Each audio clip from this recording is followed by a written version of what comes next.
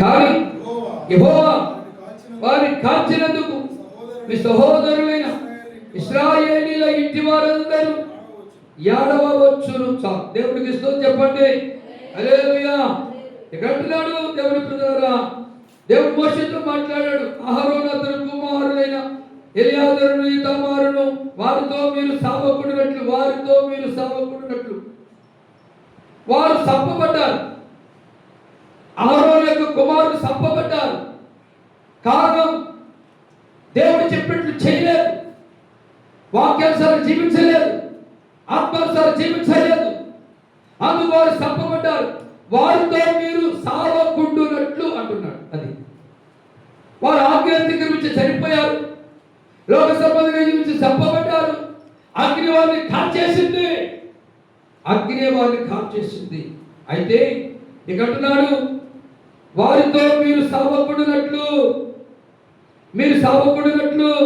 యెహోవా ఈ సర్వ సమాజం మీద ఆగ్రహపడకూడనట్లు, అంటే సర్వ సమాజం మీద, ప్రజల మీద ఆగ్రహము, కోపము, ఉగ్రత ఏమని కలగకుండానట్లు మీరేం చేయకూడదంట? మీరు తల విరుబోసకొనకూడదు. ఆడవాళ్ళు జాగ్రత్తగా ఉండాలి. ఆడవాళ్ళు చక్కగా జడేసుకోవటం, ముడేసుకోవటం చేయాలి. ఇలా వేసుకుని నన్ను చూడు, నా సోకు చూడు అన్నట్టుగా ఉంటారు. ఏమంటే ఎవడో ఒకడు చూస్తాడు చూసి అమ్మో, ఇక కొంతమంది అంటారు అమ్మా తలనొప్పి వస్తుంది, తలనొప్పి రాకించేది ఈమెమంటుంది, ఎవడో దిష్టి దగ్గర ఉంటుంది నీకు, ఇక దిష్టి, పొరుగు దిష్టి, ఆ దిష్టి, నా దిష్టి చేస్తాను. దిష్టి పోద్దా? అందరు నీ వంకే చూశాడే, అందుకే నీకు తలనొప్పి వచ్చింది. జుట్టు ఇరగోసుకోవడం దేనికి? అందరు నా వంక చూశారు అంటాం దేనికి? వాళ్ళ దిష్టి తగిలి అంటాం దేనికి? తలనొప్పి తెచ్చుకోవడం దేనికి? ఏమండి, చాలా కొంతమందికి చేతులకు బలహీనత. అమ్మకేకతే జడేస్తారంటే అవ్వద్దు, అలాగే వేసుకోకూడదే, నీకేం తెలుసు ముసల్దానా. తర్వాత తలనొప్పి వచ్చాక, మెడనొప్పి వచ్చాక, కీడి జరిగాక ఆవిడ తింటే అమ్మ తెలియదు. ఇక్కడ ఏమంటున్నాడు?